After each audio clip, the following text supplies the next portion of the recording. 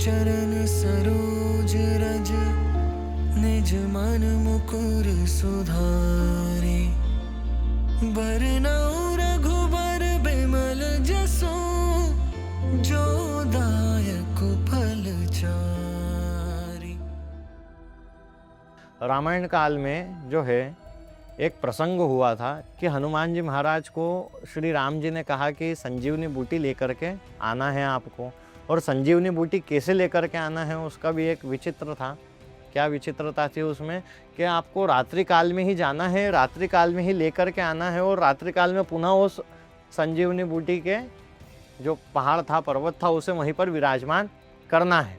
जब हनुमान जी महाराज संजीवनी बूटी लेने के लिए जो है उज्जैन नगरी के ऊपर से यानी पहुँचे, तो रावण ने अपने एक मायावी राक्षस, तो मायावी जो राक्षस था वह रूप बदलने में माहिर था, किसी भी रूप में वो धारण कर लेता।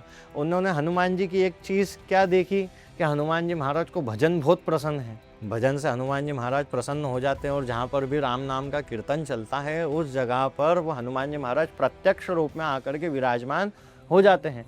तो हनुमान जी महाराज ने भी यही देखा कि मेरे प्रभु श्री राम का कोई भजन कर रहा है। तो हनुमान जी महाराज यहाँ पर उतरे, और उन्हें वैसे भी जब वो जा रहे थे तो उन्हें प्यास लगी हुई थी, जल पीना था उन्हें। कहते हैं कि यहाँ पर ये जो मायापति हनुमान जी का क्षेत्र है, यहाँ पर पीछे की ओर हनुमान जी के पीछे एक तालाब हुआ करता था, बहुत बड़ा तालाब था।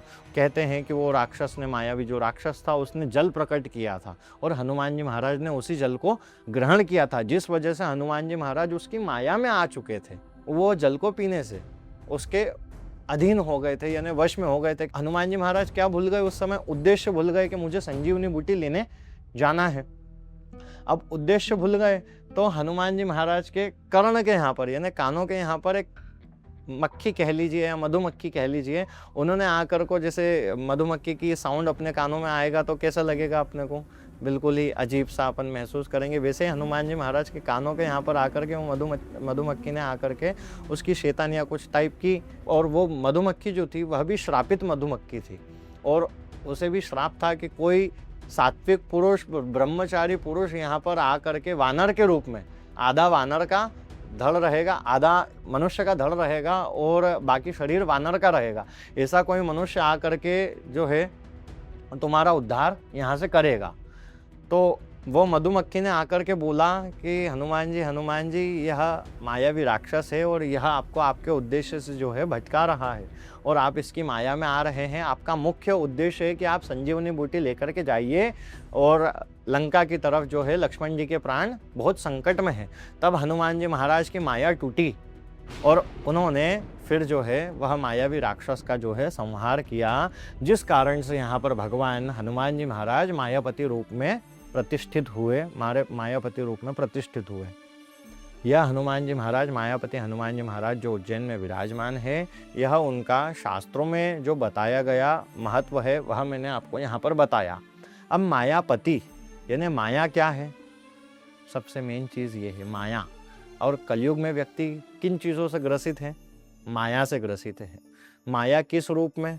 माया या तो धन के रूप में है, माया या तो छल कपट के रूप में है, माया या तो जो है अपनी बुद्धि से किसी के बारे में गलत सोच रहे हैं, या गलत कुछ देख रहे हैं, या गलत कुछ बोल रहे हैं, या गलत कुछ सुन रहे हैं। इस रूप में जो है माया विभक्त की गई है। और पति यानी अधीनता, उस माया के अधीन हो जाना और उस माया का निवारण होना।